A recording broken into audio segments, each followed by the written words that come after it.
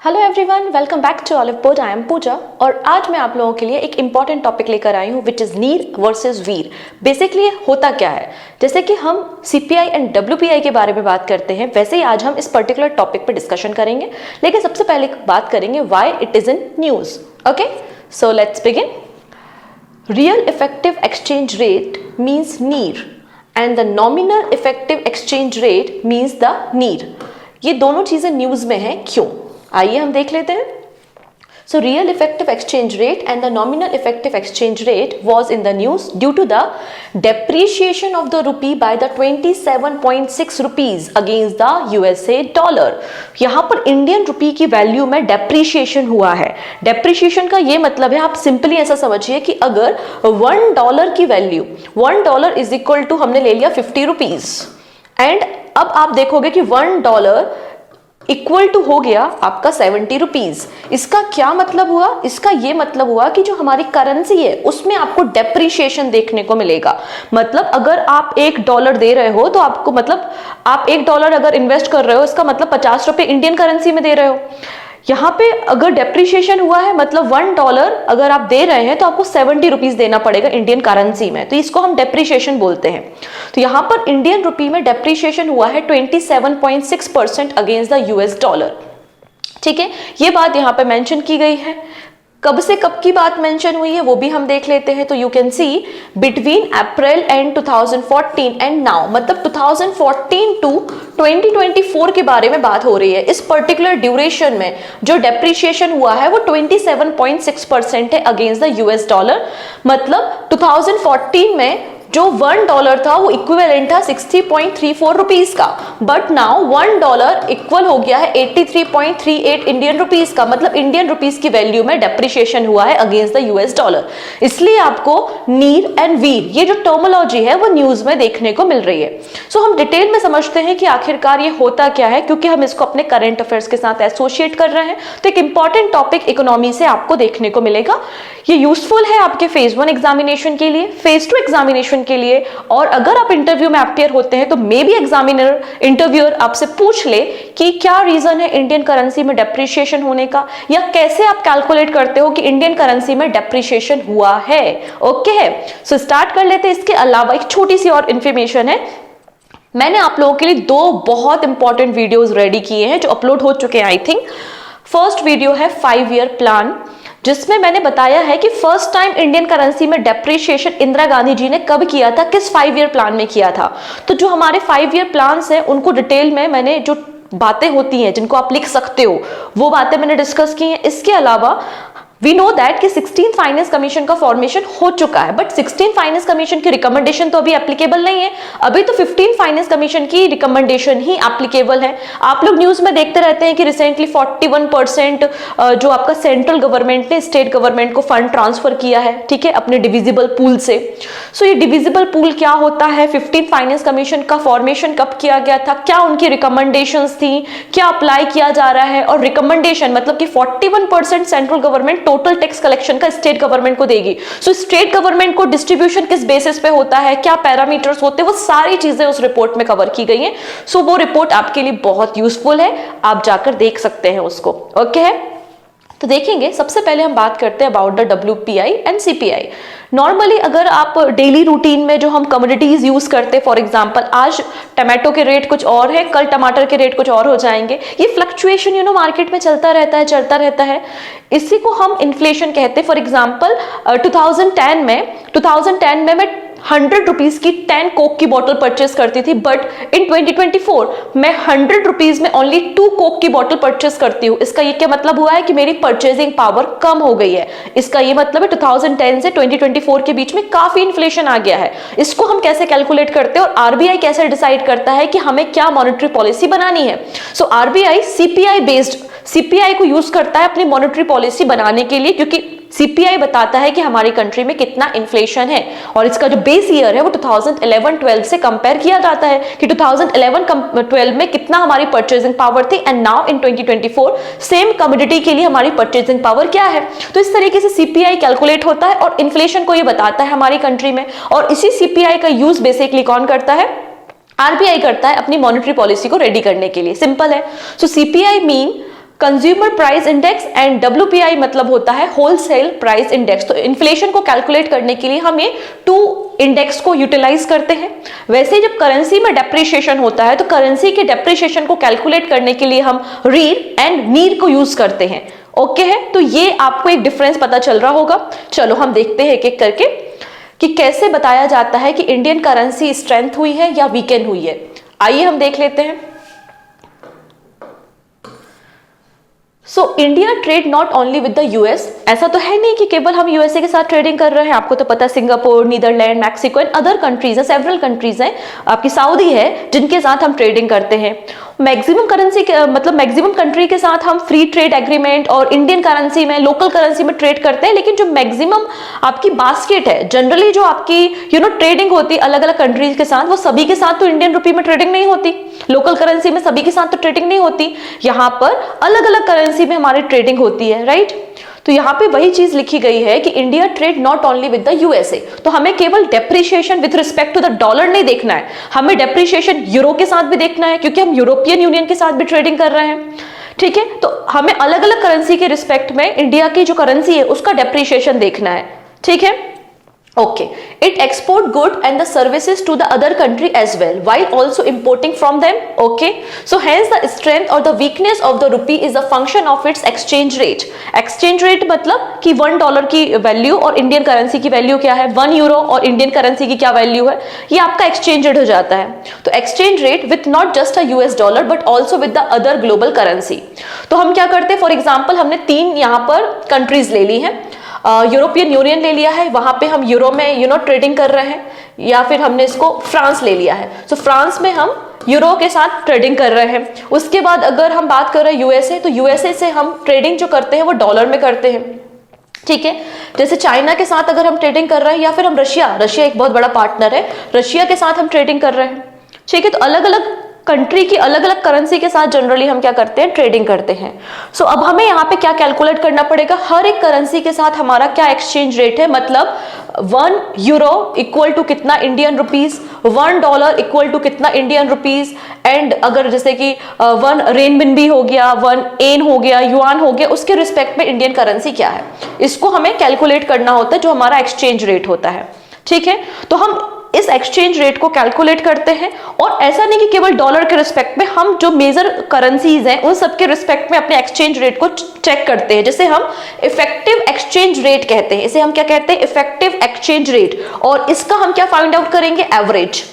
Average कैसे find out करोगे, तीनों की करेंसी को एड ऑन करके 3 से डिवाइड कर दोगे, तो आपका क्या हो जाएगा, ये एवरेज हो जाएगा, और यही एवरेज आपको बताता है आपकी वैल्यू। ठीक है, कि आपका एक्सचेंज रेट क्या है और आपकी करेंसी में कितना डेप्रिसिएशन हुआ है। So effective exchange rate is an index of the weightage average of the rupees exchange rate via the currencies of the India's major trading partner। तो हमने क्या किया, हमारे जो मेजर ट्रेडिंग पार्टनर्स हैं उनकी करेंसी के रिस्पेक्ट में इंडिया की क्या करेंसी की वैल्यू है, उस एक्सचेंज रेट को आइडेंटिफाई किया। एक्सचेंज रेट को आइडेंटिफाई करने के बाद उसका एवरेज निकाला, जिसको हमने क्या कहा है, इफेक्टिव एक्सचेंज रेट कहा है। ओके है, तो ये समझ में आया कि इफेक्टिव एक्सचेंज रेट क्या होता है। चलो ठीक है, चलो नेक्स्ट बात कर लेते हैं, EER का कैलकुलेशन, इफेक्टिव एक्सचेंज रेट का कैलकुलेशन कैसे होता है। तो सिमिलर मेथोलॉजी है जैसे कि हम CPI में यूज करते हैं। आपने एक वेटेज एवरेज फाइंड आउट किया है आपकी इंडियन करेंसी का, मतलब रुपी का exchange rate against the major other country currency. तो हमने अलग अलग जो ट्रेडिंग पार्टनर है उनके रिस्पेक्ट में अपना एक्सचेंज रेट और एवरेज उसका फाइंड आउट कर लिया है। These currencies are weighted based on the share of each country in the India's total foreign trade. अब यहाँ पे हम वेट की बात कर रहे हैं। वेट का क्या मतलब है, जैसे कि हम डेली करंट अफेयर्स में जनरली बात करते हैं कि हमारा जो मेजर एक्सपोर्ट है वो यूएसए के साथ है, देन हमारा यूएई के साथ है, देन हमारा नेदरलैंड के साथ है, ऐसी हम बातें करते हैं ना। तो हर एक कंट्री के साथ हमारा एक वेटेज है कि हम अपने टोटल ट्रेड का 40% यूएसए के साथ कर रहे हैं, अपने पूरे टोटल ट्रेड का 20% यूएई के साथ कर रहे हैं। तो हर एक कंट्री का क्या है, एक वेटेज है कि यूएसए के साथ हम 40% ट्रेड कर रहे हैं, तो ये आपका क्या हो जाएगा, वेट हो जाएगा। इतना क्लियर हुआ। तो these currency are weighted based on the share of each country in the India's total foreign trade. This means that currencies of country with higher trade volume with India will have to greater impact on the index। Simple सी बात है, अगर हम USA के साथ maximum trade करेंगे और USA के साथ हमारा वेटेज 40% है, तो इसका इफेक्ट इंडेक्स में ज्यादा होगा, क्योंकि हमारी जो ट्रेडिंग है वो डॉलर में ज्यादा हो रही है as comparison to other currency. तो यही वही चीज बोली है कि जिस कंट्री के साथ हमारा वेट ज्यादा है, जिसके साथ ज्यादा फॉरेन ट्रेड है, उसका वेटेज हमारे इंडेक्स में ज्यादा होता है। सिंपल। तो अब हम बात कर लेते हैं नीर के बारे में। ये बेसिक बातें क्लियर हो गई। इस टॉपिक को समझने से पहले ये कुछ कॉन्सेप्ट समझना पड़ता है। हम बात कर रहे हैं नीर। नीर मतलब है नॉमिनल इफेक्टिव एक्सचेंज रेट। नीर is a trade weightage average rate at which the rupee is exchangeable with the basket of currency. तो नीर क्या है? आपका एक ट्रेड वेटेज एवरेज रेट है। अगर जो बास्केट है करेंसी की, उसके साथ आपका इंडियन करेंसी के मामले में कितना एक्सचेंज रेट है, इसको भी हम थोड़ा समझते हैं। ठीक है। Reserve Bank of India has constructed NIR index for the rupee against the two basket of the currency। हम यहाँ पे NIR बेसिकली दो अलग अलग बास्केट है उससे कैलकुलेट करते हैं। एक तो मेजर ट्रेडिंग पार्टनर जो आपका है उसकी एक अलग बास्केट है, और बहुत सारी करेंसी की, लगभग 40 करेंसी की आपको एक सेपरेट बास्केट देखने को मिलेगी। तो इन दोनों के साथ बेसिकली हमारा NIR कैलकुलेट होता है। ठीक है। अगर NIR बास्केट की बात करें तो NIR बास्केट में अगर पहली जो बास्केट है, क्योंकि आरबीआई दो अलग अलग बास्केट पे नीर को कैलकुलेट कर रहा है, तो पहली जो बास्केट है उसमें 6 मेजर करेंसीज है, जैसे कि USA, euro, Chinese yuan, British pound, Japanese yen और हांगकांग डॉलर। ठीक है। ये मेजर ट्रेडिंग पार्टनर वाली करेंसी की बास्केट है। एंड सेकेंड जो बास्केट होती है वो लार्जर बास्केट होती है करेंसी की, जिसमें लगभग 40 करेंसी इंक्लूड होती है, जिनके सबके साथ हमें इंडिया की करेंसी का, रूपी का एक्सचेंज रेट और उनका वेटेज एवरेज फाइंड आउट करना होता है। ठीक है। इतनी चीजें। अब जो नीर इंडेक्स है इसका बेस ईयर क्या है? तो बेस ईयर 2015-16 है। ये इंपॉर्टेंट है। नीर का बेस ईयर 2015-16 है एंड इसकी जो बेस वैल्यू ईयर है वो है 100 रुपीज। ओके है जी, डन। इसको थोड़ी देर से हम डिस्कस करेंगे। पहले मैं थोड़ी सी इस बारे में बात करती हूं कि the formula to calculate the nominal effective exchange rate. तो हमें कुछ नहीं करना है। आपने क्या कैलकुलेट किया? आपने कैलकुलेट किया था EER, याद आया? इफेक्टिव एक्सचेंज रेट को कैलकुलेट किया था। इसके बाद हर एक कंट्री के साथ आपका अलग वेटेज है। जैसे कि यूएसए के साथ हम 40% ट्रेड कर रहे हैं तो इसको हमने 0.4 लिख लिया। अगर हम रशिया के साथ 20% ले रहे हैं तो हमने 0.2 कर लिया। बात समझ रहे हो? तो हमने वेट निकाल लिया कि कितना हमारा वेट है।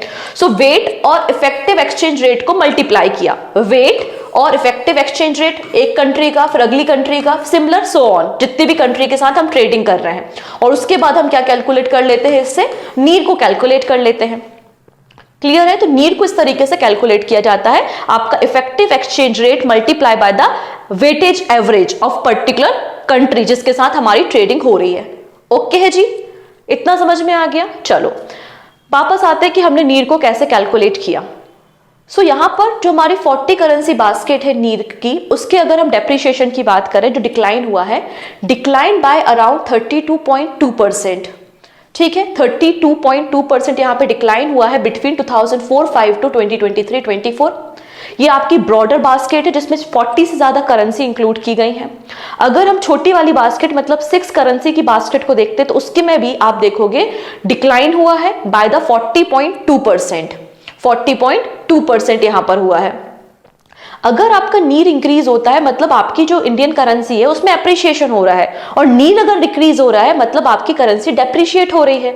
तो an increase in the nominal effective exchange rate indicate the appreciation of the rupee, मतलब नीर की वैल्यू बढ़नी चाहिए। अगर नीर की वैल्यू ड्रॉप हो रही है मतलब आपकी इंडियन करेंसी में, रुपया में, आपको रूपी में क्या देखने को मिलेगा? डेप्रिशिएशन देखने को मिलेगा। ये इसका मतलब है। तो आई थिंक आपको एक कैलकुलेशन समझ में आ गया होगा। बड़ा आसान सा है, बस एक्सचेंज रेट निकालना है और वेटेज को मल्टीप्लाई करना है हर एक कंट्री के साथ और नीर आपका आ जाएगा। ओके है। जैसे कि फॉर एग्जांपल ये वही एग्जांपल आपको दिया गया है कि जैसे कि यूएसए, जापान, चाइना, यूके और यूरोपियन यूनियन, हांगकांग के साथ अलग अलग करेंसी है, इनके साथ अलग अलग वेटेज है। इनका हमने एक्सचेंज रेट निकाला कि 1 रुपया इज इक्वल टू इतना डॉलर, 1 रुपया इज इक्वल टू इतना जापानीज येन, और इनका जो वेटेज था उसको मल्टीप्लाई कर दिया। मल्टीप्लाई करने के बाद ये जो आपका कैलकुलेशन बनता है इसको ही आपने क्या कहा है? नीर कहा है। वही निकाला ना हमने, इन सबको प्लस कर दिया तो क्या बन गया आपका? ये नीर बन गया। Simple, very easy. ठीक है। अब एक चीज आपने नोटिस की होगी, जैसे कि हम नॉमिनल जीडीपी और रियल जीडीपी कैलकुलेट करते हैं ना, तो नॉमिनल जीडीपी और रियल जीडीपी में आपको पता है कि इन्फ्लेशन फैक्टर एक रोल प्ले करता है। ठीक है।